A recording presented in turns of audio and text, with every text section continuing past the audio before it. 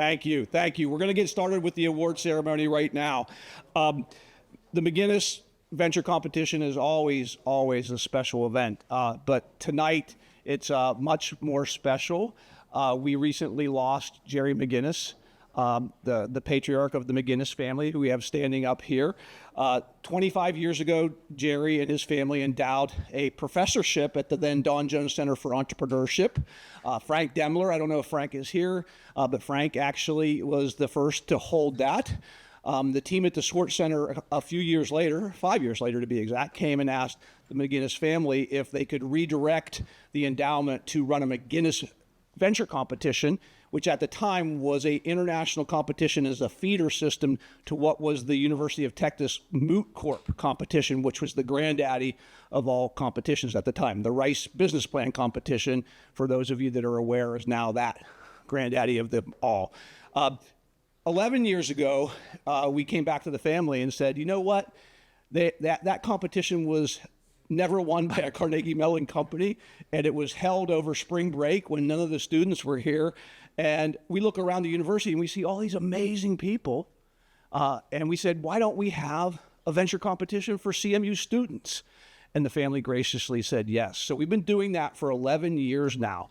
By them allowing us to do that, Carnegie Mellon was able for the first time to make investments in student startups, courtesy of the McGinnis family. So that's only been the last 11 years. So thank you. Yeah.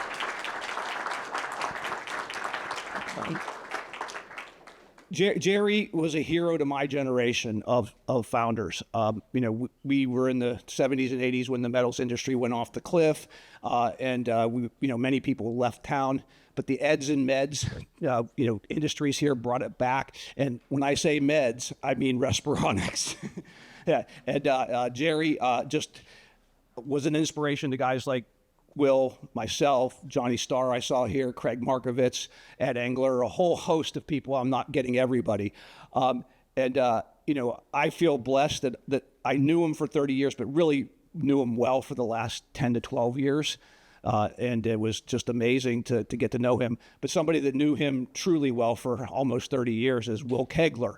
Will is one of our alumni. He's been a faculty member at the Tepper and EIR at the Schwartz Center. He's currently building the baddest ass digital technology company in healthcare called SovaSage. And he's actually going to say a few words about his time with Jerry. Thank you. So when Alicia asked me to say a few words, she made me promise two things. I'm going to try to stay true to them. One is to keep it short, not ramble on, and number two, to keep it light. So I'm going to pull out some notes, but I'm not going to read it. I just want to keep myself on track. All right, so the first thing I want to say is, and Dave kind of touched upon this, I stand before you an incredibly lucky guy, and the rest of us who knew Jerry did as well.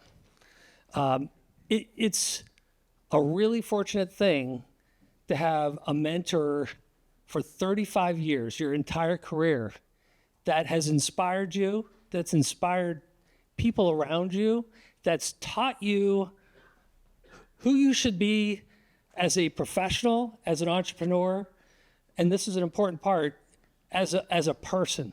And that's who Jerry McGinnis was. And if I did a poll here, I bet you if I asked, and I'm not going to do this, how many of you know what Steve Jobs accomplished in his career? Everyone would have a pretty good idea. But if I did the same thing and asked you what Jerry McGinnis did, this is a Pittsburgh group, I might be lucky to get half, right? And the reason for that, part of the reason for that is Jerry was such an incredibly humble man. He didn't come around, it wasn't about Jerry.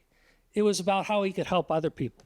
So what I would like to do is tell you a little bit of his story so that you all kind of know a little bit about what Jerry did and his contribution to this community and to this world, but also do it in a way that kind of conveys some of the things that I learned from him that maybe some of you can take with you. So the first thing you need to know is Jerry was a mechanical engineer. He went to the University of Illinois.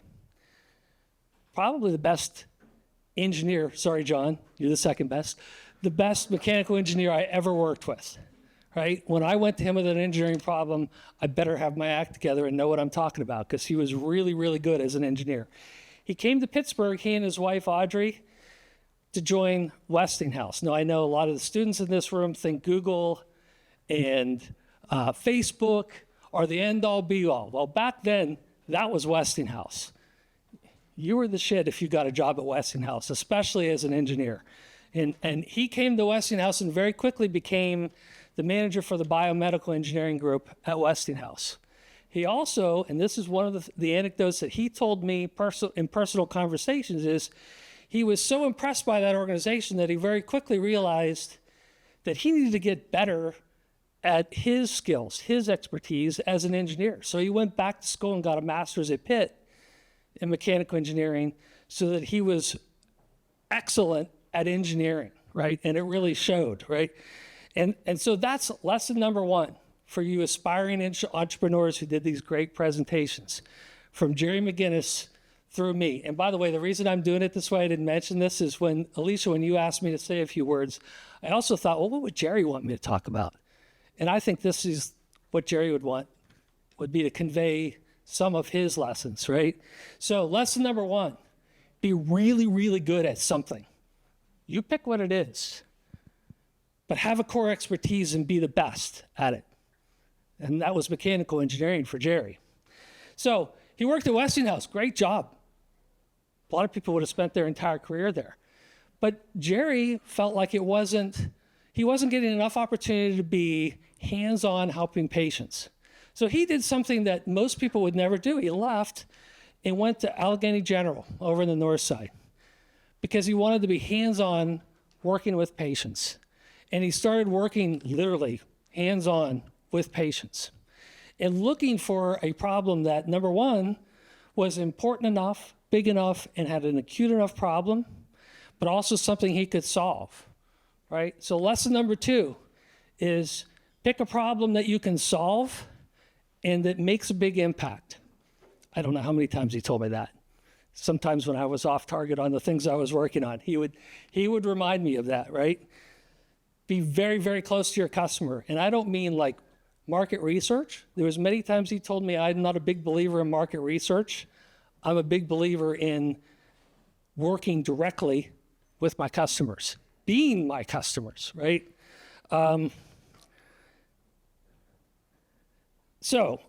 He met a surgeon, really well-known surgeon called George McGovern at Allegheny General, who really became his partner.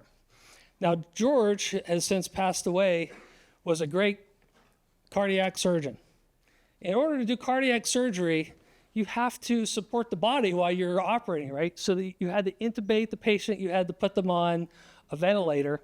And one of the problems with that is that you had to create a seal in the upper airway. And one of the first problems he decided to solve was that those intratracheal tubes were injuring patients' airways.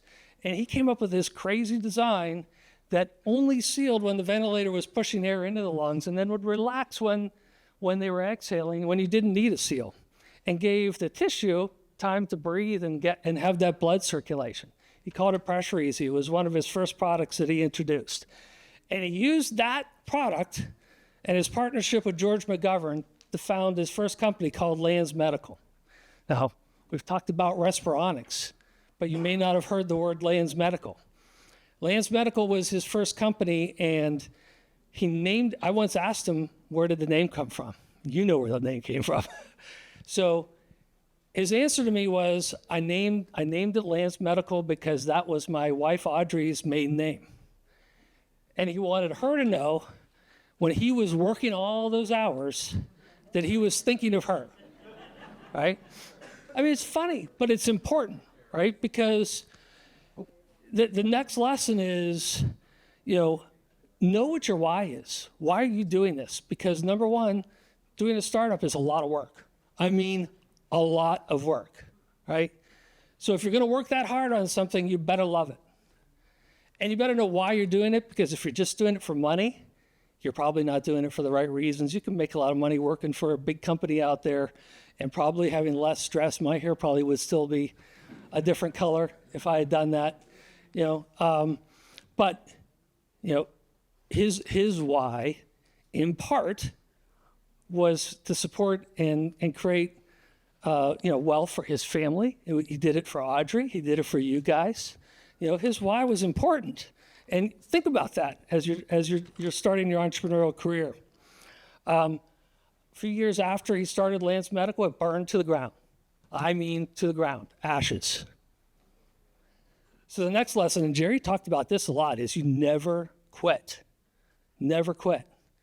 He was always looking for an opportunity to rise from those ashes. And in this case, it was Respironics. So Respironics was rebirthed when Lance Medical burned to the ground. And he didn't quit. And he actually used that as an inspiration. And when we had crises at Respironics, he would always talk about that. He'd say, this company burned to the ground once. We can recover. We can overcome anything, right? And he built a tremendous company. So a lot of people talk about Duolingo being Pittsburgh's first unicorn. It's not even close, right? Jerry sold Respironics, or Respironics was purchased. I'm not sure that he would want me to use Jerry sold. Respironics was purchased by Philips for $5 billion. It was a unicorn before Duolingo was a glint in a CMU professor's eyes, right? And this was Westinghouse and U.S. Steel before that. It's a long chain of great successes, right? During that period of time, his products have made millions and millions of people's lives better. So I looked up how many people have been treated by CPAP, which is his treatment for obstructive sleep apnea. The number I got was 33 million. I think that's probably low. But think about a legacy of having helped 33 million people plus. What you don't know is that he started out with that Pressure Easy product, and then he started figuring out, how do I just get rid of this endotracheal tube altogether? So if you've ever had an operation, if you've ever been under anesthesia, they probably administered that anesthesia with a disposable mask.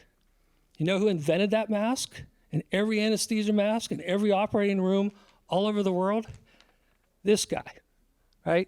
So many people don't even know that. Like, think of that contribution. Lesson number 6, and I'm almost done, I promise, is keep your eyes open for opportunities. So there's a picture, one of the pictures that's cycling here. When I gave it to Alicia, she said, he was so confident in everything he did. And he was, right? But he wasn't necessarily always sure where it was going. He just knew that he was going to get there, and he wasn't married to it had to be step A, B, C. It could be a circuitous route, but he was optimistic, and he knew that he would get there, which is my last lesson. And that is that he told me many times, be optimistic. So you entrepreneurs, you aspiring entrepreneurs, look for problems that create opportunities, take an optimistic view of it. And he finished every meeting I ever had with him, and we talked a lot, with the phrase, keep smiling. No. And if he were here today, that would be the last thing he'd say to you. So I'm going to finish up with, keep smiling. And thank you, Jerry.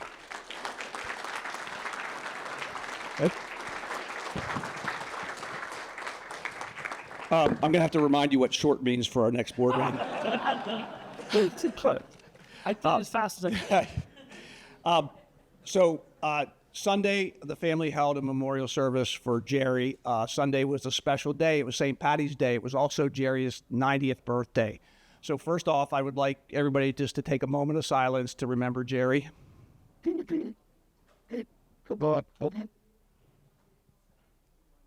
And now I'd like you all to raise your glass, and let's give a good Irish toast to Jerry McGinnis. Here, here. Thank you. Thank you. I know Manus has to hit the airport, so thank you for staying.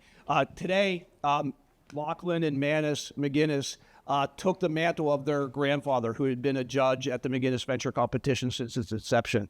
And since we focused it on CMU startups only, Alicia has been a judge every year, and now Manus and Lachlan are going to continue that tradition. So thank you guys very much. You've added a lot to it.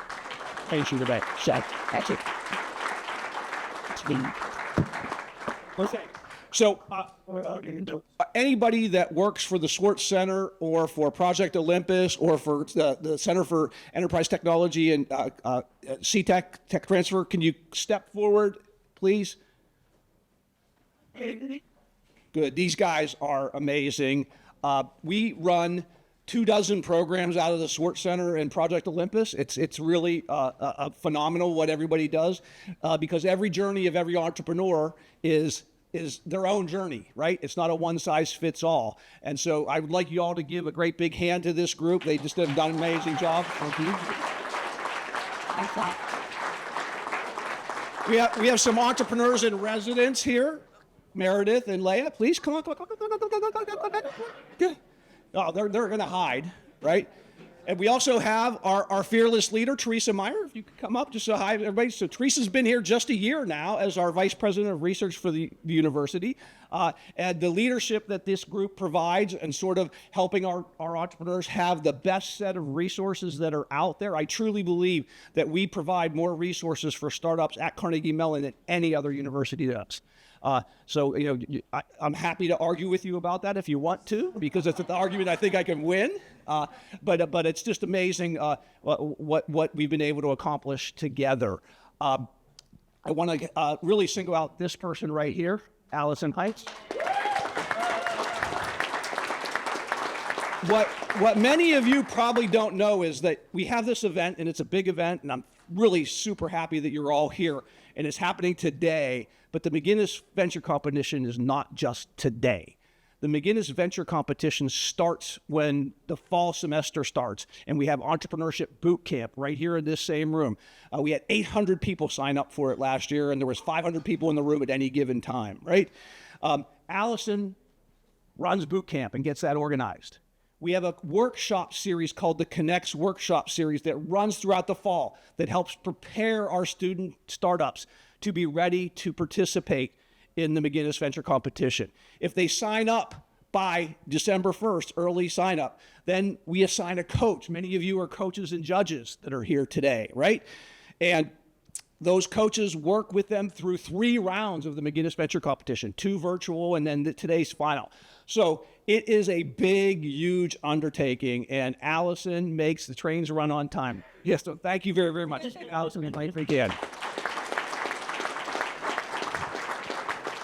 I see a lot of great people in here, and I would love to recognize everybody. But one question that we get quite often, and we talked about this, is, hey, these startups coming out of CMU are pretty cool. How can I invest in them? And one of the things that we've done to add to the McGinnis Venture Competition is created a pre-seed fund. So you can give a charitable contribution to Carnegie Mellon to go into Venture Bridge, which then provides a first check into a lot of these startups. We also created a angel syndicate called 99 Tartans of CMU alumni investing in CMU founders. And the bar is really low to participate. For an individual to invest in a company, it's only $5,000. You have to be an accredited investor, right? And if we can get 20 other people to put $5,000 in, that's $100,000 minimum, that creates a deal. And we've done a lot of $100,000 investments, but we've done a lot of $1 million investments too. So if you really want to participate, I see Raul there and Paul was here earlier. If you want to, Raul, raise your hand so people can see. If you want to know what 99 Tartans is, Raul is one of our 99 Tartans MBA partners. We actually turned it into an educational experience. They help get deal flow, they do due diligence, they help close the transactions, and they help the companies plug into the CMU ecosystem. So it's really quite a lot of really great opportunities for all of those that are here tonight. I know you want to get to the winners, so that's what we're going to do right now. Allison, you have the winners for me? All right, so we have 2 tracks in today's competition. We have an undergraduate track and we have a graduate track. We had over 80 applications to the competition this year. Think about that, 80 different startups from current students. Pretty amazing. 2/3 of those are graduate students, 1/3 of those are undergraduate students. And we have 2 prizes for the undergraduates and 3 prizes for the graduates. So we're going to start with the undergraduate competition. First prize is $4,000 in a grant to the individuals. Second prize is $2,500. Those 2 teams get forwarded into another competition that's run by our Undergraduate Entrepreneurship Association, UEA. It'll be this Saturday in this space called the CMU Venture Challenge. And so it's a nice opportunity for them to take a step beyond today's event. So we'll start with our second place winner in the undergraduate competition. Drum roll, please. Come on. All right, thank you. KnitFit, second place.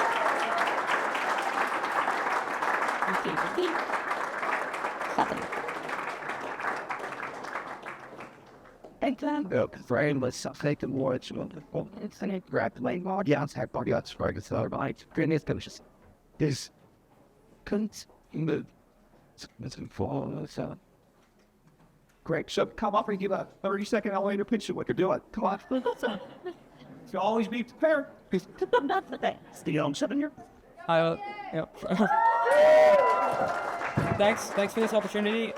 We're working to create custom-fit medical compression garments much faster than current vendors using machine knitting technology that was developed at CMU. And yeah, we're working on creating both compression socks and compression gloves to treat issues such as deep vein thrombosis, lymphedema, and manage burn scars. And yeah, happy to talk to anyone about this. Thank you so much. All right. Congratulations. So this team has just won $2,500. Congratulations. And our first place team in the undergraduate venture competition is Assurify.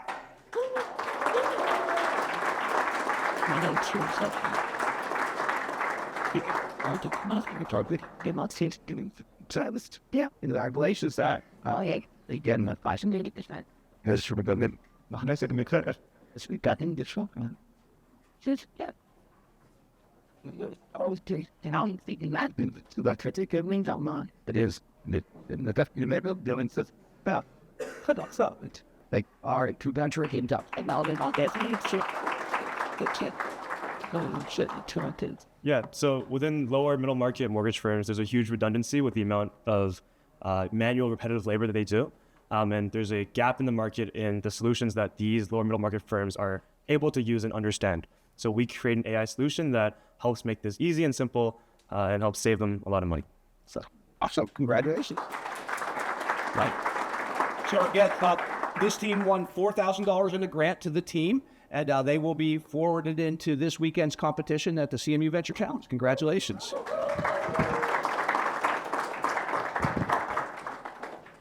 Now the graduate division. The graduate division of the stakes are a bit higher.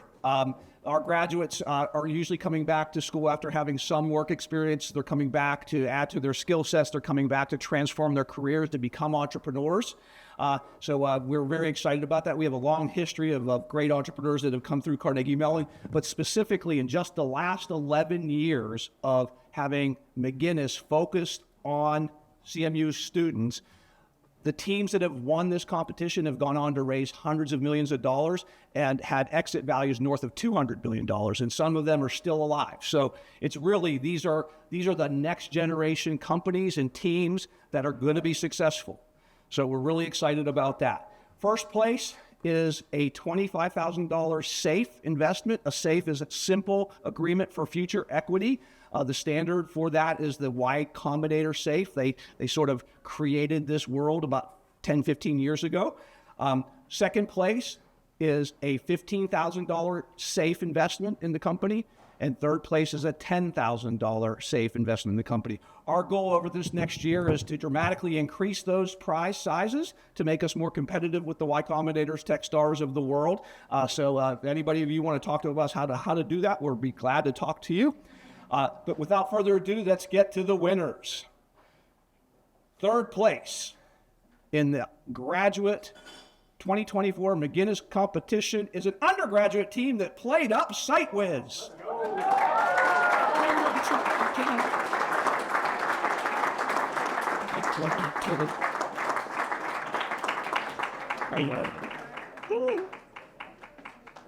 And that's what it is. We say, I'm going to use right. All that. That's what in this class. It's the much down direction, and it's terrible. That's it.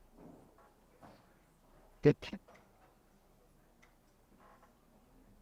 Thanks. As it's about you don't as a continue. Hello, everyone. We're SiteWiz. We turn insights into actionable changes for e-commerce websites. This could create increases in revenue by 1% to 2% for these large e-commerce brands, which is a huge increase, and we're trying to really serve them in the future. Thank you.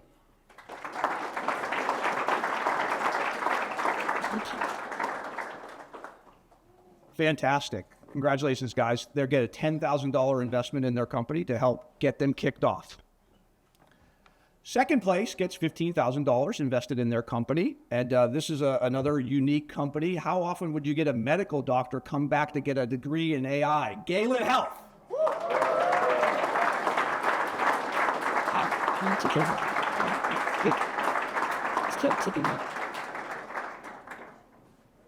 Student back this one, you know, but until you want to find someone, it's goodbye. Are the element sure? Wow, this is awesome. Thank you so much. We're Galen Health.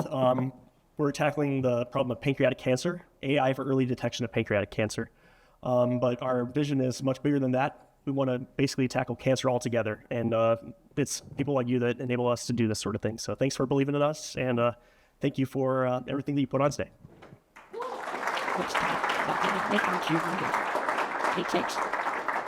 I mean, only at CMU do you get a guy with a medical degree coming back to get a master's in AI. Just amazing. So, all right, here we are to the big winner of the night. And first of all, just let me say every team that competed, all 80-plus teams that applied for this back in December, for the 40 teams that went through the second round, to the 16 teams that made it here today to the finals, you're all winners. I can tell you stories of teams that tried one year, didn't get out of the first round, and then won the grand prize the next year. True story, right? So never give up. What did Jerry McGinnis say? Never quit, never quit. There's an opportunity to come back next year if you didn't win this year and take it all home next year. One of the great things I think that happens at Carnegie Mellon is interdisciplinary collaboration. And that's also collaboration across different levels of people. And one of the things that we have here at the university is great research that goes on in the laboratories. And our winner of the 2024 McGinnis Venture Competition comes out of how he chose this lab, JP Robotics.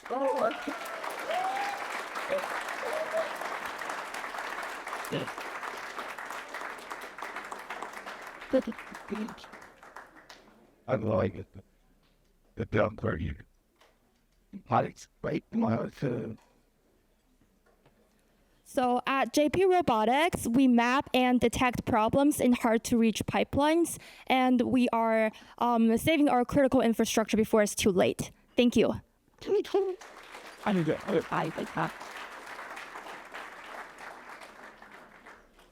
And the awesome. So if all the winners could come back up to the front screen here, we're going to get pictures of your teams alone. You don't want the one that was ruined with me in it.